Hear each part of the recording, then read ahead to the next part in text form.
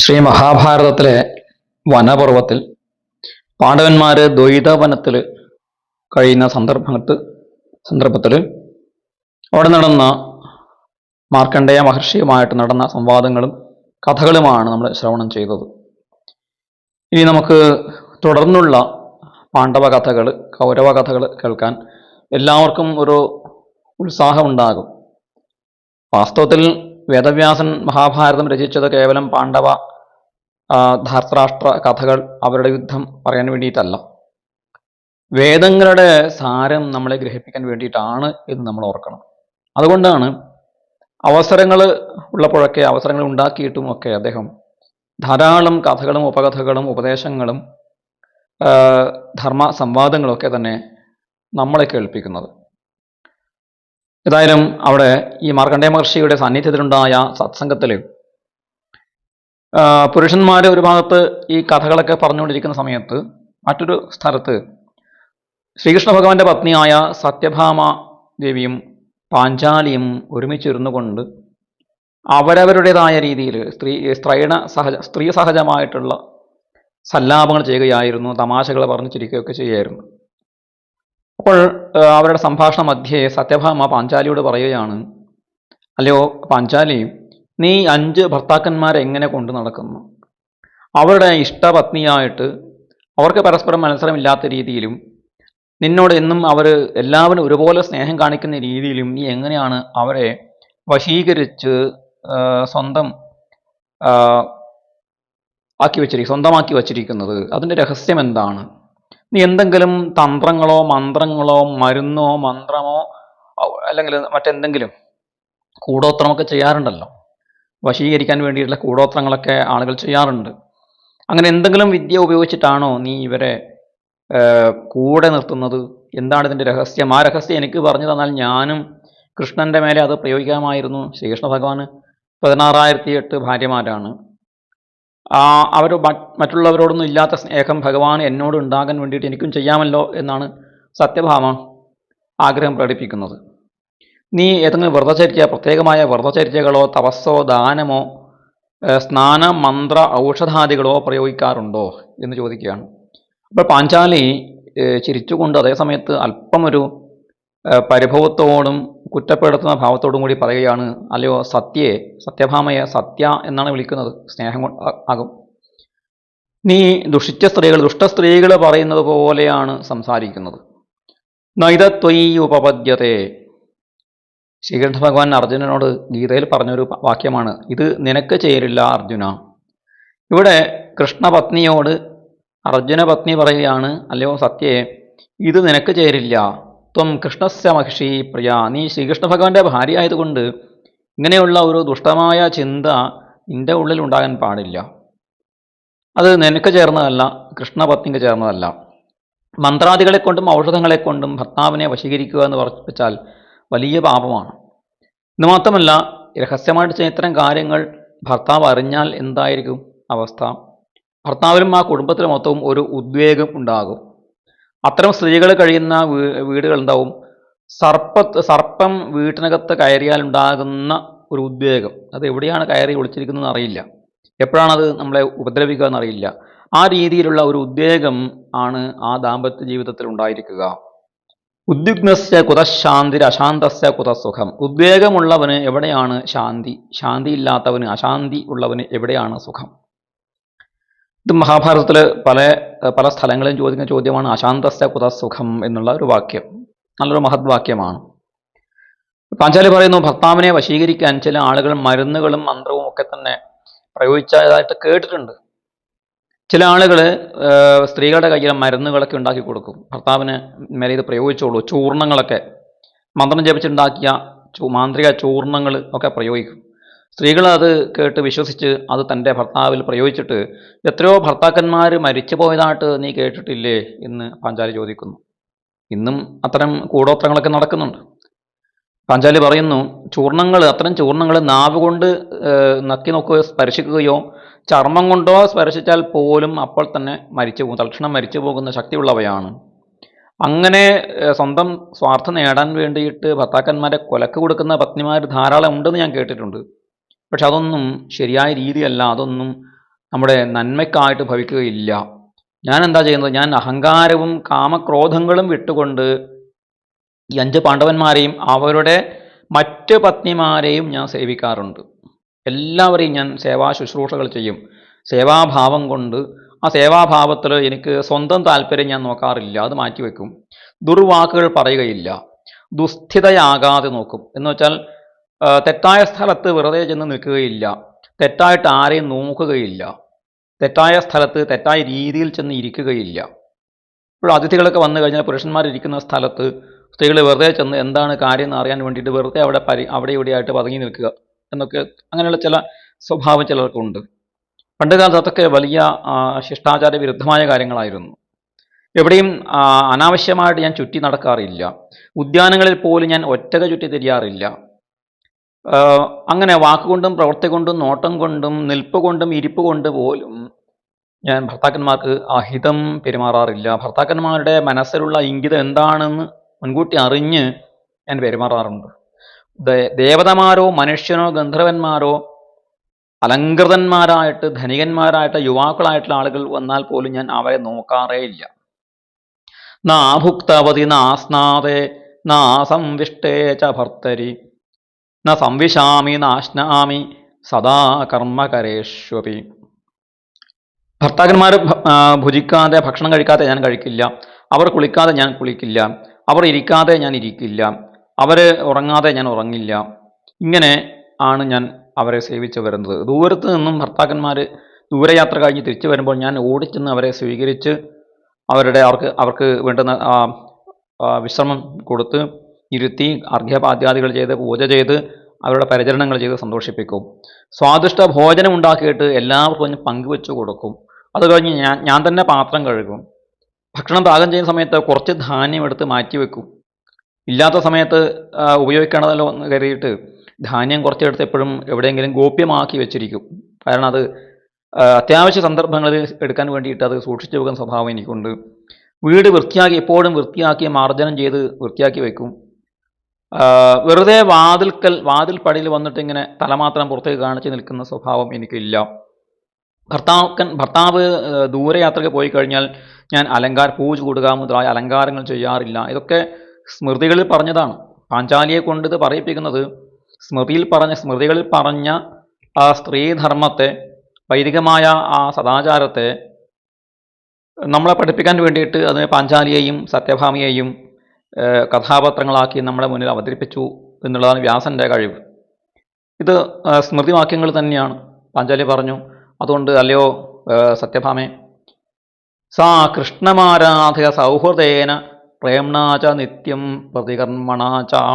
നീ കൃഷ്ണനെ ആരാധിച്ചാൽ മതി, കൃഷ്ണാരാധന ചെയ്താൽ മതി. പ്രേമം കൊണ്ടും അതുപോലെ പരിചരണം കൊണ്ടും നീ കൃഷ്ണൻ്റെ മനസ്സിനെ നീ സ്വന്തമാക്കൂ. ദുഃഖേന സാധ്വി ലഭത്തെ സുഖാനി. ഒരു പതിവ്രതയായ സ്ത്രീ ദുഃഖം അനുഭവിച്ച് കഷ്ടതകൾ അനുഭവിച്ചിട്ടാണ് സുഖത്തെ നേടുന്നത്. അതാണ് പതിവ്രതാധർമ്മത്തിൻ്റെ രഹസ്യം. ഭർത്താവ് പറഞ്ഞ ഒരു രഹസ്യം ആ കുടുംബിനി മറ്റാരോടും പറയാതെ രഹസ്യമാക്കി തന്നെ വെക്കും. നീയും അതുപോലെ ചെയ്യണം. പിന്നെ പ്രദ്യുമ്നൻ, സാമ്പൻ, രുക്മിണിയുടെ മകനായ പ്രദ്യുമ്നൻ, ജാമ്പവതിയുടെ മകനായ സാമ്പൻ, അവർക്ക് നിന്റെ മക്കൾ തന്നെയാണെങ്കിൽ പോലും അവരുടെ അടുത്ത് പോലും നീ ഏകാന്തത്തിൽ ചെന്ന് വെറുതെ ഇരുന്ന് അവരുടെ അടുത്ത് ഇരുന്ന് സംഭാഷണം ചെയ്യരുത്.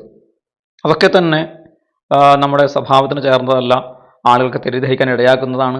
അത്തരം അവസരങ്ങൾ കൊടുക്കരുത് എന്നർത്ഥം. ഇങ്ങനെ ഉപദേശങ്ങൾ കൊടുത്ത ശേഷം ഈ സന്ദർഭത്തിൽ ശ്രീകൃഷ്ണ ഭഗവാൻ മാർക്കണ്ഡേയ മഹർഷിയോടും പാണ്ഡവന്മാരോടും യാത്ര പറഞ്ഞുകൊണ്ട് തിരിച്ചു പോകാൻ വേണ്ടി തേരിൽ കയറി സത്യഭാമയെ ഉറക്കെ വിളിച്ചു. അല്ല, എന്താ വരുന്നില്ലേ, നമുക്ക് ദ്വാരകയിലേക്ക് പോകണ്ടേ എന്നൊക്കെ ഭഗവാൻ വിളിച്ചു പറഞ്ഞപ്പോൾ സത്യഭാമ അവിടുന്ന് എഴുന്നേറ്റു, പാഞ്ചാലിയെ ആശ്ലേഷിച്ചു സ്നേഹപൂർവ്വം ആലിംഗനം ചെയ്തിട്ട് പറഞ്ഞു, കൃഷ്ണേ മാഭൂ തവോത്കണ്ഠ മാ വ്യഥാമാ പ്രജാകര ഭർത്തൃഭിർദേവസങ്കാശേർജിതാം പ്രാപ്സ്യസി മേദിനീം. എന്നെ പോലുള്ള ഒരു പതിവ്രതയായ സ്ത്രീക്ക് അധികകാലം ദുഃഖം അനുഭവിക്കേണ്ടി വരില്ല. അതുകൊണ്ട് നിനക്ക് ഉത്കണ്ഠ ആവശ്യമില്ല, വ്യഥ വേണ്ട, രാത്രി ഉറങ്ങാതിരിക്കേണ്ടതില്ല. ദേവന്മാർക്ക് തുല്യമായ ഭർത്താക്കന്മാരെ കൊണ്ട് നീ എല്ലാ സുഖവും നേടി ശത്രുക്കളെ ജയിച്ച് ശത്രുക്കളൊക്കെ തന്നെ യുദ്ധത്തിൽ വീണ് മരിക്കും. അവരുടെ ഭാര്യമാർ വിധവകളായിട്ട് ദുഃഖിക്കേണ്ടി വരും, അത് യാതൊരു സംശയവുമില്ല. നിന്റെ മക്കളാണെങ്കിൽ ഇപ്പോൾ ദ്വാരകയിൽ ഞങ്ങളുടെ കൂടെ സുഖമായി കഴിയുന്നുണ്ട്, ഒന്നും വിഷമിക്കേണ്ടതില്ല എന്ന് പറഞ്ഞ് പാഞ്ചാലി ആശ്വസിപ്പിച്ചുകൊണ്ട് സത്യഭാമയും കൃഷ്ണനും തേരിൽ കയറി ദ്വാരകയിലേക്ക് പോയി. ഈ സന്ദർഭത്തിൽ ഹസ്തിനാപുരിയിൽ എന്താണ് നടക്കുന്നത് നമുക്കൊക്കെ അറിയാൻ ആകാംക്ഷയുണ്ട്. അവിടെ പാണ്ഡവന്മാർ വനത്തിൽ വെച്ച് നേടിയെടുത്തതായ പല കാര്യങ്ങളും ധൃതരാഷ്ട്രർ അറിഞ്ഞിട്ടുണ്ട്. സ്വർഗത്തിൽ അർജുനൻ ചെന്നതും ദിവ്യമായ അസ്ത്രങ്ങൾ നേടിയതൊക്കെ തന്നെ അദ്ദേഹത്തെ വല്ലാതെ മാനസികമായ വ്യാകുലതയിലേക്ക് എത്തിച്ചിട്ടുണ്ട്. അതൊക്കെ ചിന്തിച്ചുകൊണ്ടിരിക്കുമ്പോഴാണ് പാണ്ഡവന്മാരുടെ സമീപത്ത് ധാരാളം വിപ്രന്മാർ, ബ്രാഹ്മണർ, ഋഷിമാർ വന്ന് കഥകൾ പറഞ്ഞും തത്വോപദേശങ്ങൾ കൊടുത്തും ഒക്കെ വരുന്ന ആളുകളുണ്ട് ഉണ്ട്. അവരൊക്കെ തന്നെ പാണ്ഡവന്മാർ തപസ്സും സ്വാധ്യായവും സജ്ജന സംഘവും കഥാശ്രവണവും ഒക്കെ ആയിട്ടാണ് കഴിച്ചു കൂട്ടുന്നത് എന്ന് നമ്മൾ കണ്ടതാണ്. അപ്പോൾ അവിടെ കഥകളൊക്കെ പറയാൻ ചെന്ന ഒരു വിപ്രൻ, ഒരു ബ്രാഹ്മണൻ അവിടെ ചെന്നതിന് ശേഷം നേരെ ഹസ്തിനാപുരിയിൽ ചെന്ന് ധൃതരാഷ്ട്ര മഹാരാജാവിനെയും കണ്ടു. അപ്പോൾ സ്വാഭാവികമായിട്ടും പാണ്ഡവന്മാരെക്കുറിച്ചുള്ള സംഭാഷണം ഉണ്ടായി. ധൃതരാഷ്ട്രർ പാണ്ഡവന്മാർ ഓരോരുത്തരെക്കുറിച്ചും പ്രത്യേകം എടുത്ത് ചോദിച്ചു. അവരൊക്കെ വിഷമിച്ചിരിക്കുകയാണോ? എന്താണ് അവരുടെ സ്ഥിതി? സങ്കടകരമാണോ? ദുഃഖം അനുഭവിക്കുകയല്ലേ? സുഖമായി ജീവിച്ച ആളുകൾ കാട്ടിൽ എങ്ങനെയാണ് കഴിയുന്നത്? ആ പാണ്ഡവന്മാരിൽ ഭീമൻ പ്രത്യേകിച്ചും ദുഃഖം സഹിക്കാൻ അവന് സാധിക്കില്ല എന്ന് മാത്രമല്ല, അവന് നേടിയ ദുഃഖം, അവനുണ്ടായ ദുഃഖം എൻ്റെ മക്കളുടെ ചതി കൊണ്ടുണ്ടായതാണ്. എൻ്റെ മക്കളെ കൊല്ലാൻ പറ്റാത്തതിലുള്ള അമർഷം കൊണ്ട് ഉറക്കം വരാതെ അവൻ തിരിഞ്ഞും മറിഞ്ഞും കിടക്കുന്നുണ്ടാകും. പക്ഷേ യുധിഷ്ഠിരൻ സമ്മതിക്കാത്തത് കൊണ്ട് സത്യേന ധർമ്മേണ ച വാര്യമാണ്. സത്യവും ധർമ്മവും ഓർത്തിട്ടും യുധിഷ്ഠിരൻ്റെ വാക്ക് അനുസരിച്ചിട്ടും അവന് എൻ്റെ മക്കളെ കൊല്ലാൻ കിട്ടാത്തതിൻ്റെ ഒരു പ്രയാസത്തിൽ കഴിയുകയായിരിക്കും. ദുശാസന്റെ വാക്കും പ്രവൃത്തിയും ഭീമനെ ഇപ്പോഴും ദഹിപ്പിച്ചുകൊണ്ടിരിക്കുന്നുണ്ടാകും. ധർമ്മജൻ സാധാരണ വാക്ക് തെറ്റിക്കാറില്ല. അദ്ദേഹം ഉപദ്രവിച്ച ആളിൻ്റെ ഉപദ്രവത്തെക്കുറിച്ച്, പാപത്തെക്കുറിച്ച് ഓർക്കാറില്ല. അർജുനനും സ്വന്തം ജ്യേഷ്ഠനെ അനുസരിച്ച് ജീവിക്കുന്ന ആളാണ്. പക്ഷെ ഭീമൻ, ആ ഭീമന്റെ ക്രോധാഗ്നിയെ വനവാസ ജീവിതമാകുന്ന കാറ്റ് എന്നും ആളി കത്തിച്ചുകൊണ്ടിരിക്കും. കൈ കൂട്ടിത്തിരുമ്മിക്കൊണ്ടും ചുടുനിശ്വാസം ചെയ്തുകൊണ്ടും അവൻ എൻ്റെ മക്കളെ ദഹിപ്പിക്കാനുള്ള ക്രോധാഗ്നി ഉള്ളിൽ വളർത്തിക്കൊണ്ടിരിക്കുകയായിരിക്കും. ദുര്യോധന ശകുനി സൂതപുത്രോ ദുശാസനശ്ചാപി സുമന്ദചേത മധു പ്രപശ്യന്തി നതു പ്രപാതം യദ്യൂതമാലംബ്യ ഹരന്തി രാജ്യം. ധൃതരാഷ്ട്രർ പറയുകയാണ്, ദുര്യോധനനും ശകുനിയും സൂതപുത്രനും. കർണനെ സൂതപുത്രൻ എന്ന് ധൃതരാഷ്ട്രം വിളിക്കുന്നുണ്ട്. അത് കർണന്റെ ജാതി പേര് പറഞ്ഞ് അധിക്ഷേപിക്കാൻ വേണ്ടിയിട്ടല്ല. അദ്ദേഹത്തെ എല്ലാവരും വിളിച്ചു വന്നിരുന്നത് സൂതപുത്രൻ എന്ന് തന്നെയാണ്. ധൃതരാഷ്ട്രം പറയണം, ആ സൂതപുത്രനും ശകുനിയും ദുര്യോധനനും ദുശാസനും വാസ്തവത്തിൽ മന്ദബുദ്ധികളാണ്. അവർക്ക് ബുദ്ധിയില്ല. മധുപ്രപശ്യന്തി നതു പ്രപാതം. മരത്തിൽ കയറിയ ആളുകൾ തേനീച്ച കൂട് നിന്ന് തേനെടുത്ത് കുടിക്കും. തേൻ കുടിക്കുന്ന സമയത്ത് നല്ല മധുരമായിരിക്കും. ആ തേനിൻ്റെ ലഹരി എല്ലാം മറക്കും. പക്ഷെ ആ വൃക്ഷത്തിൻ്റെ ശിഖരത്തിൽ നിന്നും താഴെ വീണു പോകുമെന്ന കാര്യം അവർ ഓർക്കാറില്ല. ആ വീഴ്ചയെക്കുറിച്ച് ഓർക്കാറില്ല. അങ്ങനെ അവർക്ക് വീഴ്ച പറ്റും. അതുപോലെ കള്ളച്ചൂത് കളിച്ചിട്ടാണ് പാണ്ഡവന്മാരെ തോൽപ്പിച്ചത്. അവരുടെ ഉള്ളിൽ രോഷം വളർന്നു വരുന്നുണ്ട് എന്ന കാര്യം അറിയാതെ ഈ ബുദ്ധിശൂന്യന്മാർ അവരെ ചതിയിൽ തോൽപ്പിച്ച് കാട്ടിലേക്ക് അയച്ചു. അത് അവർക്ക് തന്നെ വലിയ ദുഃഖമുണ്ടാക്കുകയും ചെയ്യും. ദുഷ്കർമ്മങ്ങൾക്കുടെ ഫലം എന്നെങ്കിലുമായിട്ട് നമ്മൾ അനുഭവിക്കേണ്ടി വരും. ശുഭാശുഭം കർമ്മ നരോഹി കൃത്വാ പ്രതീക്ഷതേ തസ്യ ഫലം സ്മകർത്ത. ശുഭവും അശുഭവുമായ കർമ്മങ്ങൾ ചെയ്തിട്ട് ആളുകൾ അതിൻ്റെ കർമ്മഫലം കാത്തിരിക്കുകയാണ് ചെയ്യുക. ദുഷ്ടമായ കർമ്മം ചെയ്തിട്ട് വരാനിരിക്കുന്ന ആ ദുരിതത്തെ നമ്മളിങ്ങനെ കാത്തിരിക്കും. എന്ന് വരും. അതുപോലെ സൽക്കർമ്മം ചെയ്തിട്ട് അതിൻ്റെ ഫലം എന്ന് കിട്ടും എന്ന് കാത്തിരിക്കുന്ന ഒരു സ്വഭാവമാണ് മനുഷ്യർക്കുള്ളത്. പക്ഷെ എന്നായാലും അത് തിരിച്ചടിക്കും. ധ്രുവം പ്രവാസ്യത്യമീരിതോപി ധ്രുവം പ്രജാസ്യത്യുത ഗർഭിണീയ ധ്രുവം ദിനാദോ രജനീ പ്രണാശ തഥാ ക്ഷപാദോ ച ദിനപ്രണാശ. കാറ്റ് വീശേണ്ട സമയത്ത് ആര് തടഞ്ഞാലും കാറ്റ് വീശുക തന്നെ ചെയ്യും. അത് കാറ്റ് വീശുന്നതിൻ്റെ ഒരു സമയമുണ്ട്. അതുപോലെ ഗർഭിണി അവളുടെ ആ മാസം തികഞ്ഞാൽ അവൾ പ്രസവിക്കുക തന്നെ ചെയ്യും. പ്രസവിക്കാതിരിക്കട്ടെ എന്ന് കരുതിയിട്ട് പ്രാർത്ഥിച്ചിട്ടൊന്നും കാര്യമില്ല. ആ കുഞ്ഞ് പുറത്ത് വരും, ഉറപ്പാണ്. അതുപോലെ രാത്രിയുടെ അവസാനം ഒരു പകലുണ്ടാകും. പകലിൻ്റെ അവസാനം ഒരു രാത്രിയും വരും എന്നതും ധ്രുവമാണ്, ഉറപ്പാണ്. അതിനാർക്കും തടയാൻ സാധിക്കില്ല. അതുപോലെ ചെയ്ത കർമ്മങ്ങളുടെ ഫലവും നമ്മൾ അനുഭവിക്കേണ്ടി വരും എന്നൊക്കെ പറഞ്ഞ് ധൃതരാഷ്ട്ര രാജാവ് പലതരത്തിലുള്ള ആശങ്കകൾ അദ്ദേഹം കൈമാറുകയാണ്, പറഞ്ഞു തീർക്കുകയാണ്. അദ്ദേഹം പറഞ്ഞു, അർജുനൻ്റെ വീര്യത്തെക്കുറിച്ച് ഓർക്കുകയാണ് ഞാൻ. സ്വർഗത്തിൽ ചെന്ന് അദ്ദേഹം ദിവ്യാസ്ത്രങ്ങൾ നേടി തിരിച്ചു വന്നു. സാധാരണ ഒരു മനുഷ്യർക്ക് സശരീരനായിട്ട് സ്വർഗത്തിൽ പോയി വരാൻ സാധിക്കില്ല. ശരീരത്തോട് കൂടിയിട്ട് സ്വർഗത്തിൽ പോവുക എന്നിട്ട് അതുപോലെ മടങ്ങി വരിക എന്ന് പറയുന്നത് മനുഷ്യർക്ക് അസാധ്യമാണ്. അതുകൊണ്ടാണല്ലോ പണ്ട് നമ്മുടെ തൃശങ്കുവിനും മറ്റും സ്വർഗത്തിൽ പോകാൻ വസിഷ്ഠൻ അതിന് കൂട്ടു നിൽക്കാതിരുന്നത്. വിശ്വാമിത്രൻ ശ്രമിച്ചിട്ടും അദ്ദേഹത്തിന് സ്വർഗത്തിൽ പോകാൻ സാധിച്ചില്ല. അപ്പോൾ ജീവനോടെ ശരീരത്തോടു കൂടി സ്വർഗത്തിൽ പോവുക, അവിടെ ചെന്ന് ദിവ്യാസ്ത്രങ്ങൾ നേടി തിരിച്ചു വരിക എന്ന് പറയുന്നത് അമാനുഷികമായ കാര്യമാണ്. 3 കാര്യങ്ങളാണ് ഇപ്പോൾ എൻ്റെ മക്കൾക്ക് ഏറ്റവും ദുർഗ്രഹങ്ങളായിട്ട് മാറിയിരിക്കുന്നത്. എന്താണ്? ഒന്ന്, അർജുനൻ സ്വയം സവ്യസാചിയാണ്. ഇടം കയ്യാനാണ്. ഇടത് കൈ കൊണ്ട് അമ്പയ്യാൻ സാധിക്കുന്നവന് വലം കൈ കൊണ്ട് സാധിക്കുമെന്ന് പറയാനില്ല. അതുകൊണ്ടാണ് അദ്ദേഹത്തിന് സവ്യസാചി, ലെഫ്റ്റ് ഹാൻഡ് ബാറ്റിംഗ് ആണ് അദ്ദേഹത്തിന്. അങ്ങനെ ഒരു കഴിവ് സിദ്ധി അദ്ദേഹത്തിനുണ്ട്. ജന്മന സിദ്ധിയുള്ളവനാണ്. ഗാണ്ഡീവം എന്ന് പറഞ്ഞ വില്ല് അതിഭീകരമായ വില്ലാണ്. അതാണ് രണ്ടാമത്തെ വലിയ ഭയം. മൂന്നാമത്തേത്, അദ്ദേഹം സ്വർഗത്തിൽ ചെന്ന് ദിവ്യാസ്ത്രങ്ങൾ കരസ്ഥമാക്കി എന്നുള്ളത്. ഈ 3 കാര്യങ്ങൾ, ത്രയസ്യ തേജ പ്രസഹേത കോത്ര, ഈ 3 കാര്യങ്ങളുടെ തേജസ്, ഈ 3 തേജസ്സുകളെ ആർക്കാണ് യുദ്ധത്തിൽ എതിരിടാൻ സാധിക്കുക എന്നുള്ളതാണ് എൻ്റെ ആശങ്ക. ഇങ്ങനെ ധൃതരാഷ്ട്രർ പറഞ്ഞുകൊണ്ടിരിക്കെ, ഇത് കേട്ടുകൊണ്ടിരിക്കെ ശകുനിയും കർണനും ദുശാസനും ദുര്യോധനനെ സമീപിച്ച് പറഞ്ഞു ചില കാര്യങ്ങൾ അവർ ആസൂത്രണം ചെയ്യുകയും. ശകുനി പറഞ്ഞു, അല്ലെങ്കിൽ ദുര്യോധന, നീ ശത്രുക്കളെ സ്വന്തം ബുദ്ധി കൊണ്ട് ജയിച്ച് കാട്ടിലേക്ക് പറഞ്ഞു വെച്ചിരിക്കുന്നു. നീ ഇപ്പോൾ ഇന്ദ്രൻ സ്വർഗത്തിലെന്ന പോലെ ആരും ചോദ്യം ചെയ്യാനില്ലാത്ത സാമ്രാജ്യവുമായിട്ട് കഴിയുകയാണ്. 4 ദിക്കിലുമുള്ള രാജാക്കന്മാർ നിന്നെ സേവിക്കുന്നു, നിനക്ക് കപ്പം നൽകുന്നു, നിന്നെ അവർ ആരാധിക്കുന്നു. വന്ദ്യമാനോ ദ്വിജൈഹി രാജൻ പൂജ്യമാനശ്ച രാജഭി, ബ്രാഹ്മണരാൽ നീ വന്ദിക്കപ്പെടുന്നു. അത് വലിയ കാര്യമായിട്ടാണ് പറയുന്നത്. യുധിഷ്ഠിരാദി പാണ്ഡവന്മാർ ബ്രാഹ്മണരെ അങ്ങോട്ട് ചെന്ന് വന്ദിച്ചിട്ട് അവരുടെ അനുഗ്രഹം വാങ്ങുന്ന ആളുകളാണ്. പക്ഷെ ദുര്യോധനെക്കുറിച്ച് ശകുനി പറയുന്നത് ബ്രാഹ്മണർ വന്ന് നിന്നെ വന്ദിക്കുന്നു എന്നാണ്. അത് നല്ല കാര്യമാണെന്ന് തോന്നുമെങ്കിലും അത് ഫലത്തിൽ വലിയ ദോഷം ചെയ്യുന്നതാണ്. ക്ഷത്രിയന്മാർ എന്നും ബ്രാഹ്മണർക്ക് വിധേയരായിട്ട് അവരുടെ ഉപദേശങ്ങൾ നേടിയിട്ട് രാജ്യം ഭരിക്കുന്നവരായിരിക്കണം എന്നുള്ളതാണ് ധർമ്മശാസ്ത്രം പറയുന്നത്. അതിന് വിപരീതമായിട്ടാണ് ഇവർ ചെയ്തു വരുന്നത് എന്നർത്ഥം. അതുകൊണ്ട് അല്ലയോ ദുര്യോധന, നമുക്കൊരു കാര്യം ചെയ്യാം. കാട്ടിൽ ചെന്ന് പാണ്ഡവന്മാരെ ഒന്ന് കാണാം. ശത്രുവിൻ്റെ ദുഃഖം കാണുന്ന അത്രയും ഒരു സന്തോഷം വേറെ ഒന്നും നമുക്ക് അനുഭവിക്കാനില്ല. ശത്രുക്കൾ സ്വയം ദുഃഖിക്കുക, അവർ കഷ്ടപ്പെടുന്നത് കാണുക, അത് കണ്ടിട്ട് നമുക്കുണ്ടാകുന്ന ആഹ്ലാദവും അതുകൊണ്ട് നമുക്ക് നമ്മുടെ ആത്മവിശ്വാസവും ബലവും വർദ്ധിക്കുകയും നമ്മുടെ ഐശ്വര്യവും നമ്മുടെ സമൃദ്ധിയും നമ്മുടെ വളർച്ചയും ഒക്കെ തന്നെ അവരെ കാണിച്ചു കൊടുത്തിട്ട് അവരുടെ ശക്തി ക്ഷയിപ്പിക്കുകയും ചെയ്യുക എന്നുള്ളത് നല്ലൊരു നയമാണ്. അതുകൊണ്ട് നിന്റെ ഐശ്വര്യവും പ്രൗഢിയും പ്രതാപവും സൈനിക ബലവും സമ്പത്തും ഒക്കെ തന്നെ കാട്ടിൽ ചെന്ന് അവരെ കാണിച്ചു കൊടുക്കുക. പാഞ്ചാലിയുടെ വസ്ത്രാക്ഷേപം ചെയ്തിട്ടും മുടി പിടിച്ച് വലിച്ചിഴച്ചതൊന്നും അല്ല പാഞ്ചാലിക്ക് ദുഃഖമുണ്ടാക്കുക. മറിച്ച് നിന്റെ പത്നിമാരും നിന്റെ സഹോദര പത്നിമാരും നല്ല വസ്ത്രമണിഞ്ഞ് നല്ല ആഭരണങ്ങൾ അണിഞ്ഞ് ഈ കായികനികൾ തിന്ന് വൽക്കലം ധരിച്ച് കാഷായ വസ്ത്രം ധരിച്ച് നടക്കുന്ന പാഞ്ചാലിയുടെ മുന്നിൽ ഇങ്ങനെ ഞെളിഞ്ഞു നടക്കുന്ന കണ്ടാൽ പാഞ്ചാലിയുടെ ശക്തി മുഴുവൻ ചോർന്നു പോകും. മാനസികമായിട്ട് അവളും തകരും, പാണ്ഡവന്മാരും തളർന്നു പോകും. അങ്ങനെ അവിടെ ചെന്ന് അവരെ മാനസികമായിട്ട് ഏതെങ്കിലും രീതിയിൽ ദുഃഖിപ്പിച്ച് അവരെ ഇല്ലായ്മ ചെയ്യണം എന്നാണ് എനിക്ക് തോന്നുന്നത് എന്ന് പറഞ്ഞു. അപ്പോൾ ദുര്യോധനൻ കർണനോട് ചോദിച്ചു, കർണ, നിന്റെ അഭിപ്രായം എന്താണ്? നിന്റെ സമ്മതം കിട്ടിയാൽ നമുക്ക് പോകാം. നമ്മുടെ അച്ഛൻ ഒരുപക്ഷെ സമ്മതിക്കില്ല. വിതുരർ അദ്ദേഹത്തെ വിപരീതമായിട്ട് ഉപദേശിക്കും.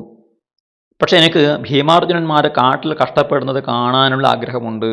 അതുപോലെ പാഞ്ചാലിയെയും കാഷായം ധരിച്ചും വൽക്കലം ധരിച്ചും കിടന്ന് കഷ്ടപ്പെടുന്നത് കാണാൻ എനിക്ക് വലിയ താല്പര്യമുണ്ട്. ഭീഷ്മരെ എങ്ങനെയെങ്കിലും അനുനയിപ്പിക്കാം, പക്ഷെ എന്തെങ്കിലും ഒരു ഉപായം പറയണം. അതുകൊണ്ട് പോകാമെന്ന് നമുക്ക് തീരുമാനിക്കാം. എല്ലാവരും അങ്ങനെ തലയാട്ടി സമ്മതിച്ചു, തീരുമാനമായി. പിറ്റേന്ന് രാവിലെ കർണൻ ഓടി വന്നിട്ട് ദുര്യോധനനോട് പറഞ്ഞു, എൻ്റെ മനസ്സിൽ ഒരു സൂത്രം ഉയർന്നു വന്നിട്ടുണ്ട്. എന്താണ്? അവർ താമസിക്കുന്ന ദ്വൈതവനത്തിലാണ് നമ്മുടെ ഘോഷങ്ങളുള്ളത്. ഘോഷം എന്ന് വെച്ചാൽ പശുക്കളെ പാലിക്കുന്നവരായ ഈ അമ്പാടി, അതായത് വ്രജഭൂമി. രാജാക്കന്മാരുടെ പശുക്കളെയും ഈ വ്രജഭൂമിയിലുള്ള ഗോപന്മാരാണ് കാത്തുരക്ഷിക്കുക. അവർ പശുക്കളെ മേയിച്ച് നടക്കുന്ന ആ സ്ഥലത്തെയാണ് അമ്പാടി എന്ന് നമ്മൾ മലയാളത്തിൽ പറയും, വ്രജഭൂമി എന്ന് പറയും, ഘോഷം എന്നും പറയും. അപ്പോൾ ആ ഘോഷങ്ങളുള്ളത് ദ്വൈതവനത്തിലാണ് എന്നുള്ളത് നല്ലൊരു കാര്യമാണ്. അതുകൊണ്ട് നമുക്ക് ആ ഘോഷങ്ങൾ സന്ദർശിക്കാൻ, ആ ഘോഷത്തിലുള്ള ഗോപന്മാർ അങ്ങയെ കാത്തിരിക്കുകയാണ്. രാജാവ് അവിടെ ഒന്നും അന്വേഷിക്കാറില്ല എന്നവർക്ക് പരാതിയുണ്ട്. അപ്പോൾ അവരെ ചെന്ന് അന്വേഷിക്കാൻ വേണ്ടിയിട്ടും കാണാൻ വേണ്ടിയിട്ടും പശുക്കളെ കാണാൻ വേണ്ടിയിട്ടും പോകുന്നതിന് വ്യാജേന നമുക്ക് ഒരു ഘോഷയാത്ര നടത്തി കാട്ടിലേക്ക് പോകാം എന്നാണ്. ഈ ആശയം പറഞ്ഞതോടുകൂടി ഇവർ 4 പേരും വളരെയധികം സന്തുഷ്ടരായി. ആഹ്ലാദ പ്രകടനം ചെയ്തത് എങ്ങനെയായിരുന്നു? തതപ്രഹസിതാ സർവേ തേന്യോന്യസ്യ തലാന്തതു. അവർ പൊട്ടിച്ചിരിക്കുകയും പരസ്പരം അവരിങ്ങനെ കൈ ഇങ്ങനെ അടിച്ചു. എന്തിനാ കൈയടിച്ചത്? സന്തോഷപ്രകടനമായിട്ട് പുതിയൊരു ആശയം കിട്ടി, ശത്രുക്കളെ ഏതെങ്കിലും രീതി ഉപദ്രവിക്കാൻ വേണ്ടി ഒരു അവസരം കിട്ടിയത്. അതെങ്ങനെയാണ് ചെയ്യേണ്ടത് എന്നത് ആ ഉപായം ഉദിച്ച സമയത്തുണ്ടായ ആഹ്ലാദപ്രകടനം പരസ്പരം കൈകൾ അടിച്ചുകൊണ്ടാണ് അവരത് പ്രകടിപ്പിച്ചത് എന്നർത്ഥം. അങ്ങനെ അവർ ഒരു ഗോപനെ കാശ് കൊടുത്തിട്ടോ മറ്റേ വശത്താക്കിയിട്ട് സമങ്കൻ എന്ന പേരുള്ള ഗോപനെ മുൻകൂട്ടി പറഞ്ഞ് തയ്യാറാക്കിയിട്ട് ധൃതരാഷ്ട്രരുടെ അടുത്ത് അയച്ചു. അദ്ദേഹം ധൃതരാഷ്ട്രരുടെ അടുത്ത് എന്ന് പറഞ്ഞു, ഗോവ്രജം, ആ വ്രജഭൂമിയിലെ പശുക്കളുമൊക്കെ തന്നെ വളരെ അടുത്ത് കാട്ടിൽ വന്നിട്ടുണ്ട്, അങ്ങ് വന്ന് സന്ദർശിക്കണം, രാജാവ് വന്ന് സന്ദർശിക്കണം എന്ന ഒരു സന്ദേശം പറഞ്ഞു കേൾപ്പിക്കുകയാണ്. മുൻകൂട്ടി തയ്യാറാക്കിയ ഒരു അടവായിരുന്നു അത്. അത് കേട്ട് ശകുനിയും കർണനും ചെന്ന് ധൃതരാഷ്ട്രരോട് പറഞ്ഞു, രാജാവേ, നല്ല സ്ഥലത്താണ് ഇപ്പോൾ പശുക്കളും മറ്റെത്തി ചേർന്നിട്ടുള്ളത്. നമുക്ക് അവിടെ ചെന്ന് ഇപ്പോഴുണ്ടായിട്ടുള്ള കന്നുകുട്ടികളുടെ കണക്കെടുപ്പ്, പശുക്കളുടെ കണക്കെടുപ്പ് നടത്താനുള്ള അവസരമാണ്. കൂട്ടത്തിൽ ദുര്യോധനന് നായാട്ടും നടത്തി വരാം എന്ന് പറഞ്ഞു. ധൃതരാഷ്ട്രർ പറഞ്ഞു, മക്കളെ, നായാട്ട് നടത്തുന്നത് ശോഭനമാണ്, സുഖകരമാണ്. ഗവാം സമപേക്ഷണം, പശുക്കളുടെ കണക്കെടുപ്പ് എന്ന് പറയുന്നതും നോക്കി ഇട്ട് വരുന്നതൊക്കെ തന്നെ അതും നല്ലത് തന്നെയാണ്. പക്ഷേ ഒന്ന് രണ്ട് കാര്യങ്ങളുണ്ട്. ഗോപന്മാരെ വിശ്വസിക്കാൻ പാടില്ല. അവർ ഒരുപക്ഷെ ശത്രുപക്ഷത്ത് നിന്നുകൊണ്ട് നമ്മളെ ഒറ്റിക്കൊടുക്കുന്നവരാകും. ഗോപന്മാരുടെ വാക്ക് വിശ്വസിക്കാൻ പാടില്ല എന്ന നീതിശാസ്ത്രം ആ നരവ്യാഘ്രന്മാർ, പരാക്രമികളായ പാണ്ഡവന്മാർ അവിടെയാണ് കഴിയുന്നത് എന്നുള്ളത്, ചതിയിലൂടെയാണ് നിങ്ങളവരെ ജയിച്ചത് എന്നുള്ളത് കൊണ്ട് അവർ തപോനിത്യന്മാരാണ്, സമർത്ഥന്മാരാണ്, അതുപോലെ മഹാരഥന്മാരുമാണ്. അവരുടെ അടുത്ത് ചെന്ന് കഴിഞ്ഞാൽ അവർ യുധിഷ്ഠിരനെ ഒരുപക്ഷെ കോപിക്കില്ല. പക്ഷേ ഭീമാർജുനന്മാർ അമർഷത്തോടുകൂടി കഴിയുന്നവരാണ്. കൃഷ്ണയാണെങ്കിൽ ഒരു അഗ്നി പോലെ ജ്വലിച്ചുകൊണ്ടിരിക്കുന്നവളുമാണ്. നിങ്ങളോ നിങ്ങളുടെ സൈന്യങ്ങളോ ആരെങ്കിലും അറിഞ്ഞോ അറിയാതെയോ അവരെ ചെന്ന് എന്തെങ്കിലും ഉപദ്രവിച്ചാൽ അവർ ദിവ്യ അസ്ത്രങ്ങളെ കൊണ്ട് നിങ്ങൾ നശിപ്പിക്കാം, നോക്കിയിട്ട് ദഹിപ്പിക്കാനും അവർക്ക് ശക്തിയുണ്ട്. ആ ധനഞ്ജയൻ ഇന്ദ്രലോകത്ത് ചെന്ന് അസ്ത്രം നേടിയ ആളാണ്. അകൃതാസ്ത്രനായിട്ട് അവൻ ലോകത്തെ ജയിച്ചിട്ടുണ്ട് മുമ്പ്. ഈ ദിവ്യാസ്ത്രമൊന്നും കിട്ടാതെ തന്നെ ദിഗ്വിജയം ചെയ്ത ആളാണ്. ഇപ്പോൾ കൃതാസ്ത്രനുമായിരിക്കുന്നു. അപ്പോൾ അവൻ എത്രയോ ഇരട്ടിയും എത്രയോ മടങ്ങ് ശക്തനായി തീർന്നിരിക്കുന്നു എന്ന് പറഞ്ഞു. ശകുനി പറഞ്ഞു, 12 വർഷം കാട്ടിൽ കഴിയാമെന്ന് സദസ്സിൽ പ്രതിജ്ഞ ചെയ്ത ആളിപ്പോൾ അത് ലംഘിക്കാൻ ഇടയില്ല. അദ്ദേഹം ധർമ്മിഷ്ഠനാണ്. പിന്നെ പാണ്ഡവന്മാരെ കാണാൻ അല്ലല്ലോ നമ്മൾ പോകുന്നു, അവരെ ആരെ കാണാൻ പോകുന്നു? നമ്മൾ പശുക്കളുടെ കണക്കെടുപ്പ് നടത്തുന്നു, നായാട്ട് നടത്തുന്നു, തിരിച്ചു വരുന്നു. അവരുടെ കാര്യമൊന്നും ഞങ്ങൾ ആ ഭാഗത്തേക്ക് പോകാനേ വിചാരിക്കുന്നില്ല എന്ന് പറഞ്ഞു. ധൃതരാഷ്ട്രരുടെ അനുവാദം വാങ്ങി വലിയ സൈന്യത്തെ സ്വരൂപിച്ചു. ദുശാസനൻ, ശകുനി, കർണൻ, സഹോദരന്മാർ, അവരുടെ ഭാര്യമാരുടെ സ്ത്രീകൾ, 1000-ലധികം സ്ത്രീകൾ, ആയിരക്കണക്കിന് സ്ത്രീകൾ, ധാരാളം പൗരന്മാർ, അവരുടെ ഭാര്യമാർ, 8000 രഥങ്ങൾ, 10000 ആനകൾ, 9000 കുതിരകൾ, അനേകായിരം കാലാൾപ്പട, ഇവരൊക്കെ ചേർത്തുകൊണ്ട് വലിയ ശബ്ദഘോഷത്തോടു കൂടിയിട്ട് ഈ കാട്ടിലേക്ക് അവർ സഞ്ചരിച്ചു. കാട്ടിലെ ഒരു നദീതീരത്ത് അവർ ചെന്ന് ഒരു കൂടാരം കെട്ടി അവിടെ പാർക്കാൻ തുടങ്ങുകയാണ്. എന്താണ് തുടർന്നുള്ള ഘോഷയാത്രയുടെ അവിടെ ഉണ്ടാകുന്ന നല്ലതോ കെട്ടതോ ആയ അനുഭവം എന്തായിരിക്കും, അതിൻ്റെ പരിണത ഫലം എന്തായിരിക്കും എന്ന് തുടർന്ന് നമുക്ക് കാണാം.